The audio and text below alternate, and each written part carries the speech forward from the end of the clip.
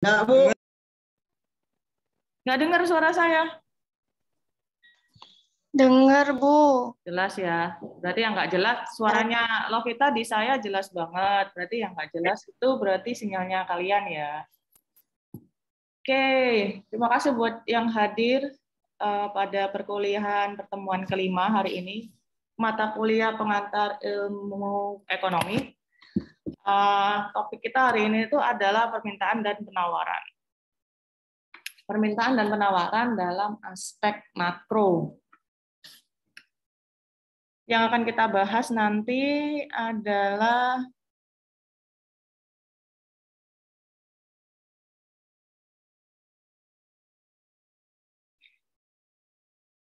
apa ini? Partisipan pasar, terus memaksimalkan perilaku, Perilaku dalam ekonomi itu sifatnya rasional. Kemarin saya udah bahas tentang rasional belum? Perilaku ekonomi secara rasional. Ih, kalian nggak paham ya? Pernah dengar tentang perilaku ekonomi belum ketika SMA dulu? Kayaknya kayak perlu unmute semua deh. Belum. Belum pernah dengar? Belum. Perilaku ekonomi itu artinya memaksimalkan keuntungan dan meminimalkan biaya yang harus kita keluarkan untuk mendapatkan keuntungan itu. Itu perilaku ekonominya. Udah pernah saya jelaskan kan di awal-awal itu. Oke, partisipan pasar. Saya punya pertanyaan nih. Apa yang menyusun pasar?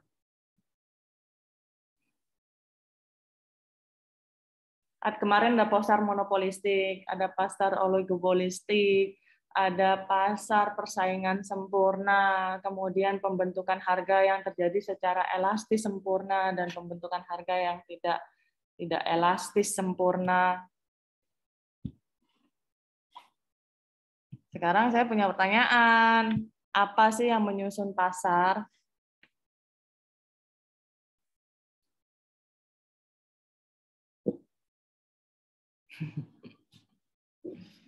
Sepi amat. Pasar adalah, kalau secara mikro sih tempat bertemunya penjual dan pembeli. Kalau secara makro adalah tempat bertemunya permintaan dan penawaran. Tempat terjadinya transaksi ekonomi. Tempat terjadinya transaksi jual beli dan kegiatan ekonomi lainnya. Pasar itu ada berdasarkan jenisnya yang kemarin dibahas sama Ayu dan Uswatun. Kemudian ada lagi pasar yang lebih luas dari itu. Ada pasar keuangan global, ada pasar perdagangan internasional, ada pasar komoditas strategis.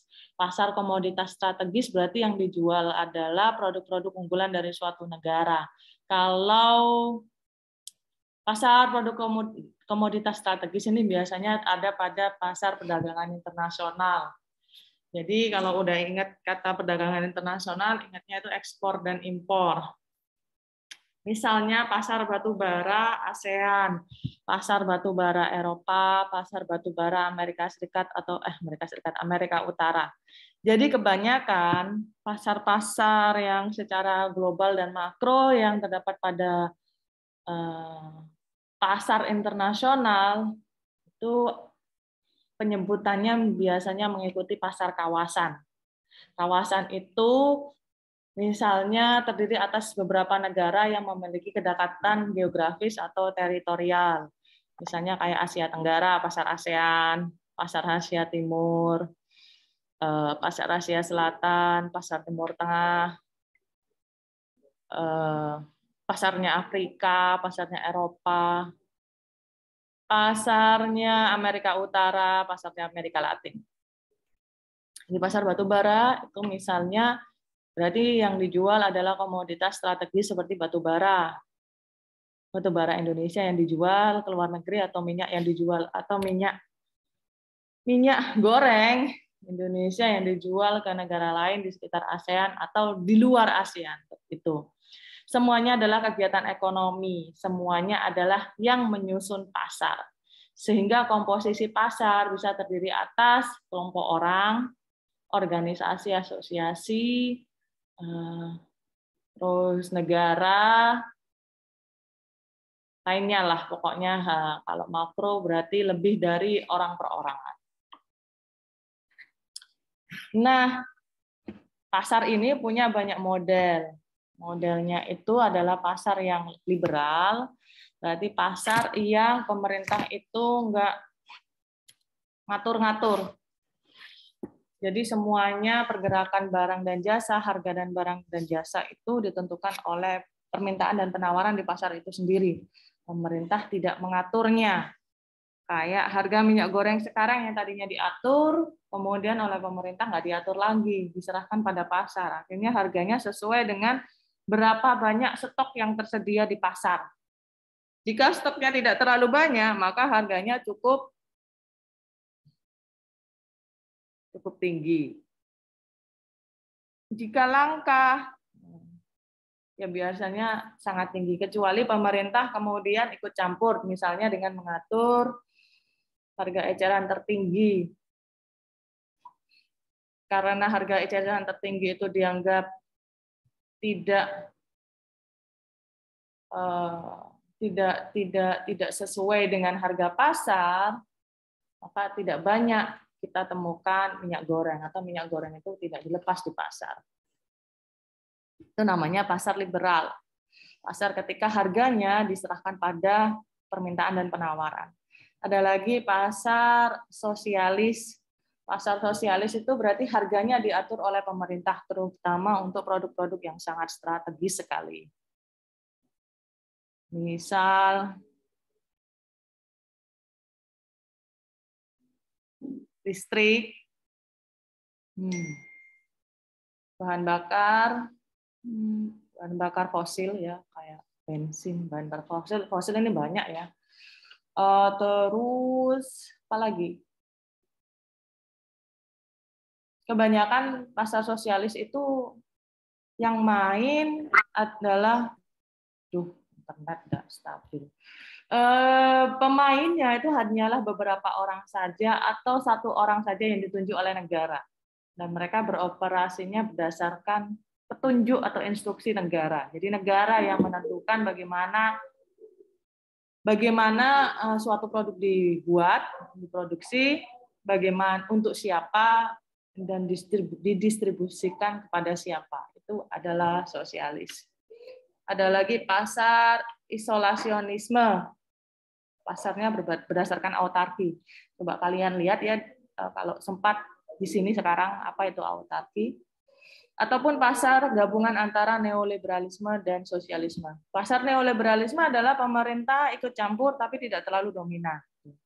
Jadi campurnya itu pilih-pilih atau selektif lewat kebijakan-kebijakan selektif, itu pasar neoliberalisme. Pasar neoliberalisme juga mengizinkan investor asing untuk ikut ambil bagian dalam pasar yang dikelola oleh pemerintah. Tergantung apakah pasarnya monopolistik atau oligopolistik, keduanya mengizinkan investor asing atau negara lain untuk kemudian terlibat dan berperan dalam pasar. Itu tentang permintaan dan penawaran di pasar secara makro. Ya, jadi kita harus mengetahui dulu struktur pasarnya seperti apa. Sebelum itu, kita harus mengetahui dulu komoditasnya itu termasuk komoditas strategis atau non strategis. Kemudian kita kenali siapa pemain-pemainnya, siapa pelaku-pelakunya, pelaku ekonominya gitu. Apakah organisasi, apakah negara, apakah kelompok negara. Misalnya teknologi itu kan pasarnya, kalau teknologi semikonduktor itu kan pasarnya sangat dikuasai oleh Korea Selatan, Cina, Taiwan. Ada lagi pasar panel surya, itu sangat dikuasai, pasarnya itu tersusun atas pelaku ekonomi perusahaan dari Jerman, dari Malaysia, dari Jepang, dari Cina, dari Amerika Serikat. Jadi kita kenali dulu komoditasnya, kemudian kita cari tahu apakah dia termasuk pasar monopolistik, oligopolistik, atau pasar persaingan sempurna. Kalau dalam perdagangan internasional, sebagian besar bukan pasar persaingan sempurna ya, karena ada kriteria-kriteria tertentu yang membuat suatu pelaku ekonomi itu bisa masuk ke pasar global seperti itu. Nggak semuanya, negara pun nggak semuanya. Kita harus, itu namanya struktur pasar. Tahu komoditasnya, tahu siapa pelakunya, kemudian kita bisa menentukan apakah dia termasuk pasar monopolistik ataukah pasar oligopolistik. Terus juga harus mengetahui siapa negara yang punya keunggulan komparatif dibandingkan negara lain. Tahu keunggulan komparatif nggak? Apa itu keunggulan komparatif?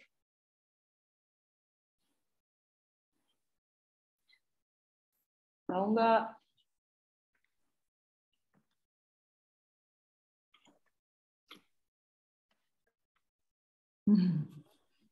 Apa ya? Oh, 21 banyak ya. Kristiono. Telat banget kamu masuknya, Kristiono. Mestinya kamu presentasi ya. Wah, kok diem? Iya Bu, gimana Bu?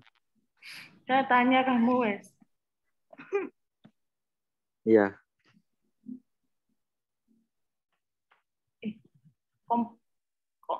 Keunggulan komparatif itu apa? Apa konseptualisasi Komparatif. keunggulan komparatif?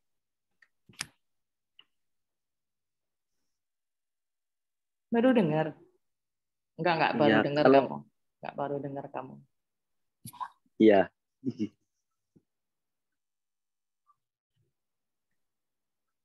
Oh, enggak keunggulan komparatif. Browsing dulu dah apa keunggulan komparatif. Nyontek-nyontek dikit kagak apa-apa. Mohon maaf Bu, sinyal. Enggak enak sih. Fauzan mana? Fauzan. Coba lihat kameranya Fauzan, hidupin. Ya. Buka dulu kameranya. Oh, lagi di mana, Zan? Kenapa, Bu? Kamu lagi di mana? Di kamar. Kamarmu. Nah. Kalian udah nyiapkan PPT belum? Kok belum ada? Kok belum ada tanda-tanda kalian kirim ke saya?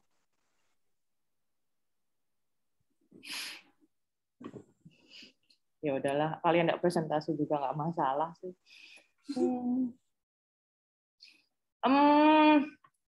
Keunggulan komparatif itu konseptualisasinya adalah daya saing yang dimiliki oleh satu negara yang tidak dimiliki oleh negara lain. Ya, dan kemudian jadi peluang dia untuk bisa bersaing dalam dalam perdagangan internasional. Jadi kalau kita ngomong soal pasar dalam tanda kutip itu adalah istilah dalam ekonomi mikro. Tapi kalau kita dalam ekonomi makro itu ngomongnya perdagangan internasional ya. Kira-kira itu, guys. Keunggulan komparatif itu kamu punya kelebihan apa yang tidak dimiliki oleh negara oleh orang lain. Orang lain punya kekurangan apa, punya kelebihan apa yang tidak kamu miliki, sehingga kalian perlu bertransaksi ekonomi agar bisa melengkapi agar kelebihanmu bisa digunakan oleh orang lain yang punya kekurangan, dan kelebihannya orang lain bisa digunakan olehmu yang memiliki kekurangan. Kira-kira kayak gitu kalau komparatif. Itu namanya komparatif. Itu ingat-ingat. Soalnya meskipun nggak dalam ruang lingkup ekonomi, kalian itu pasti mengalami hal seperti itu. Itu adalah salah satu hubungan yang menjelaskan kenapa terjadi perdagangan internasional.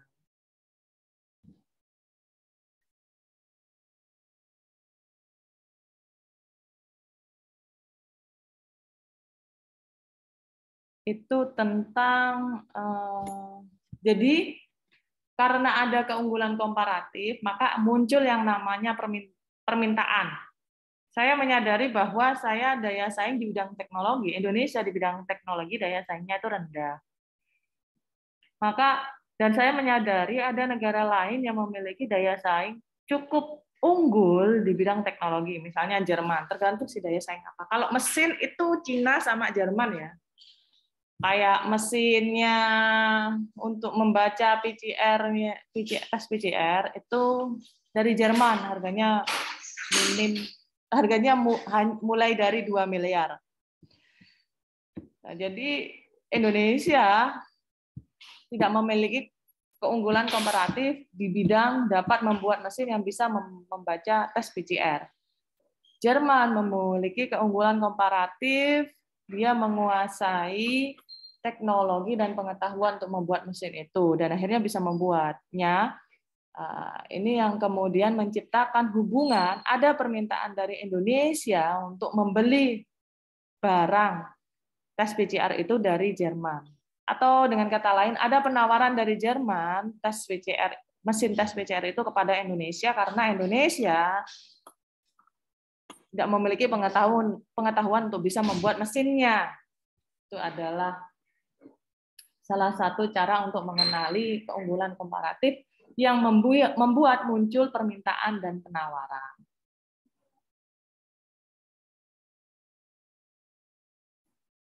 Terus sebenarnya Indonesia untuk bisa membeli mesin itu sih, dia sebelumnya pasti cari informasi kan, dan atau mungkin ada negara yang menawarkan mesin pembaca tes PCR itu kepada Indonesia.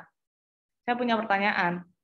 Dari mana Indonesia bisa mendapatkan informasi? Misalnya jika Jerman bisa membuat mesin tes PCR.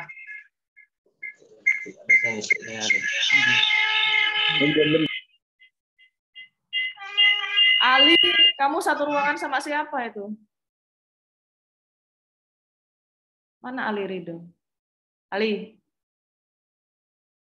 Wah, kalian ini kalau ditanya sama dosennya nggak jawab, ini apa dosennya kurang galak? Hadir, Bu. Kamu sama siapa itu satu ruangan? Sama Jepri, Bu. Saya di rumahnya Jepri.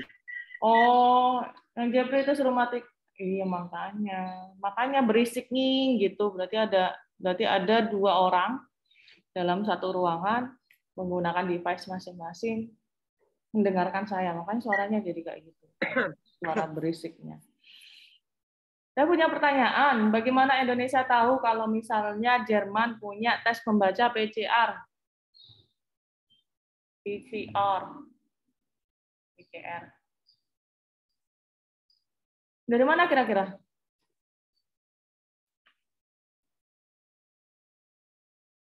Dari mana? Nggak usah takut salah lah, Rek.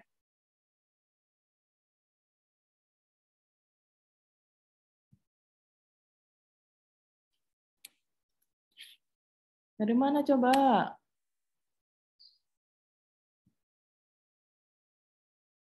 Deng. Ya dari duta besar Jermannya, guys. Duta besar itu seperti perwakilan, saya nggak ngomong perwakilan sih. Perwakilan negaranya yang memiliki informasi-informasi bagaimana negaranya bisa membantu negara di mana dia sekarang berada atau ditempatkan. Itu fungsinya duta besar. Salah satu fungsinya, selain cuma ngurusi migrasi dan migrasi internasional dan lain-lainnya, fungsinya itu sebagai hub. Hub itu poros, penyambung informasi dan membuka peluang-peluang kerjasama antara 2 negara.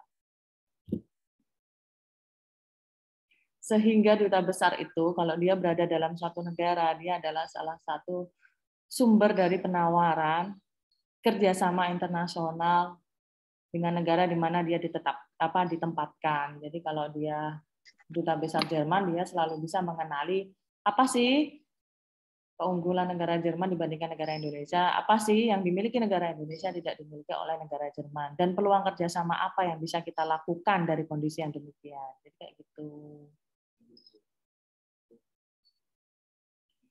Itu adalah salah satu sumber di mana permintaan dan penawaran itu bertemu. Permintaan itu sangat ditentukan oleh apa coba?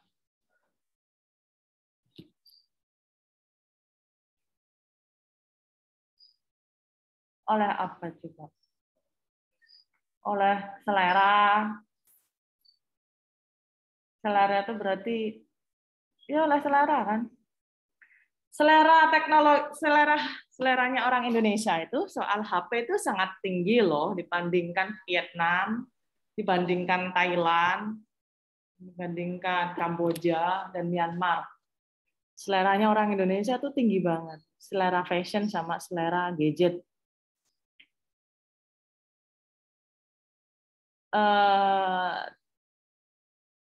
Saya bisa bayangkan tingkat orang Indonesia konsumsi orang Indonesia terhadap barang impor seperti HP dan elektronik lainnya itu sangat tinggi. Karena seleranya mereka itu ya lebih ya seleranya orang Indonesia itu nggak rendahan gitu. Nggak rendahan, nggak murahan gitu.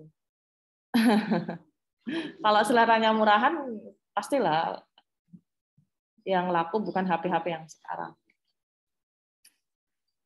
Terus apalagi permintaan itu sangat ditentukan oleh pendapatan. Semakin tinggi pendapatan kalian, ya jelas lah seleranya itu makin tinggi. Barangnya yang diinginkan itu juga enggak sama seperti kalian ketika masih kuliah.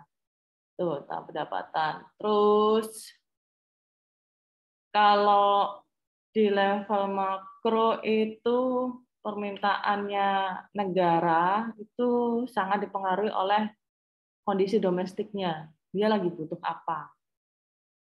Kalau misalnya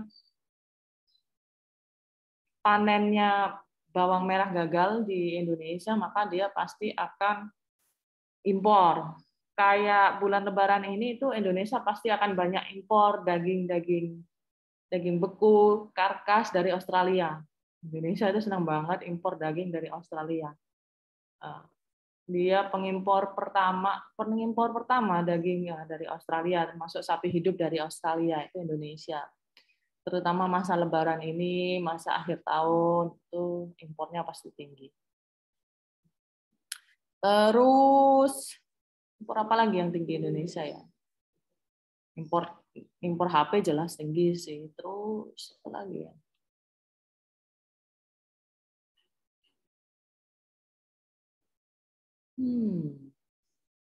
Indonesia. Oh, impor ini kebutuhan pangan dari Thailand itu banyak sekali. Golongannya Gula. garam industri, kedelai, gula. Kalau beras itu dari Vietnam dan Thailand.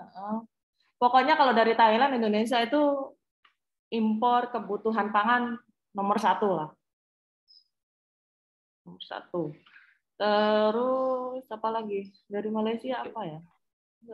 Kalau senjata. Ayam goreng. Kalau ayam enggak kayaknya ya. AK-47.